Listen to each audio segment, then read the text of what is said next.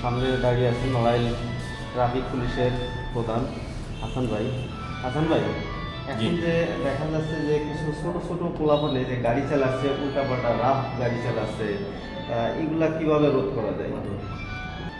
আসলে আমাদের এইখানে যে প্রশ্নটা আপনি করেছেন, ছোট ছোট আন্ডার বিলো 18 বয়সে যারা বেপরোয়া মোটরসাইকেল চালায়, এখানে পুলিশের থেকেও সবচেয়ে বড় যাদের দায়িত্ব সেটা হচ্ছে তাদের গার্ডিয়ানদের, তাদের বাবা মায়ের। বাবা মারা এই ছোট ছোট বাচ্চাদের হাতে মোটরসাইকেল তুলে দিচ্ছে, আর এই মোটরসাইকেলগুলো তো এখন মৃত্যুদূত। এই জন্যে এরা যত দ্রুত গতিতে চালাতে চায় তত এদের আনন্দ ফিল করে। আমাদের দেশে এখন 80-র উপরে মোটরসাইকেল চালানোর নাই, সেখানে তারা 100, তারা সেখানে হাইওয়ে রোডে 130 পর্যন্ত তারা দ্রুত গতিতে যায়। তারা মাথায় হেলমেট পরে না, তাদের লুকিং গ্লাস খোলা রাখে, উদ্ভট সাউন্ড সিস্টেম চালু করে, যে কারণে তারা প্রতিনিয়ত সড়ক দুর্ঘটনায় পতিত হচ্ছে এবং প্রতিনিয়তই তারা তাদের জীবন চলে যাচ্ছে। আবার দেখা যাচ্ছে যে কিছু পোলাপান যে মাদক সেবন করেও বাইক চালাচ্ছে বা গাড়ি চালাচ্ছে।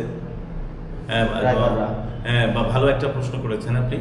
সেটা হচ্ছে আমরা এক সময় দেখতাম বা বুঝতাম বা শুনতাম, আমাদের চাকরিতে ঢোকার আগেও শুনতাম যে বিশেষ করে ট্রাক ড্রাইভাররা, বাস ড্রাইভাররা এরা মাদক সেবন করে ট্রাক চালায়, বাস চালায়।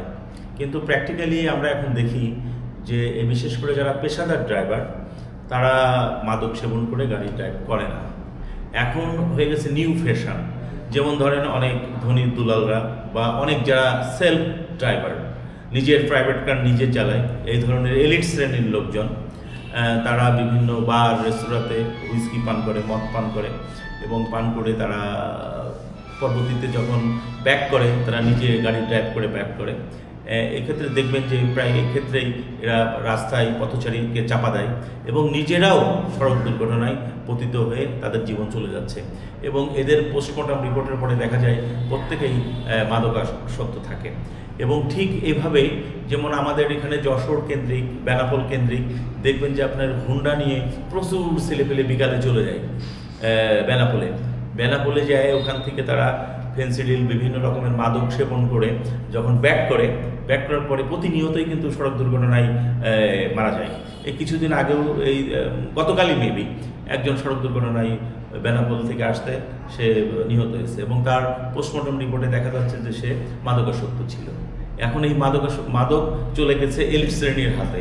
কাজেই এটা যারা মানে আমার অনুরোধ থাকবে যে আপনারা যারা হুইস্কি পান করেন বা মদ পান করেন করে আপনারা কখনোই ড্রাইভিং করবেন না এবং নিজেকে সেফ রাখুন। এবং আপনারা নিজেও বুঝতে পারছেন না আপনারা কিভাবে সড়ক দুর্ঘটনায় পতিত হচ্ছেন এবং কিভাবে আপনারা মারা যাচ্ছেন এবং অন্যদেরকেও আপনারা ক্ষতিগ্রস্ত করছেন বা চাপা দিচ্ছেন।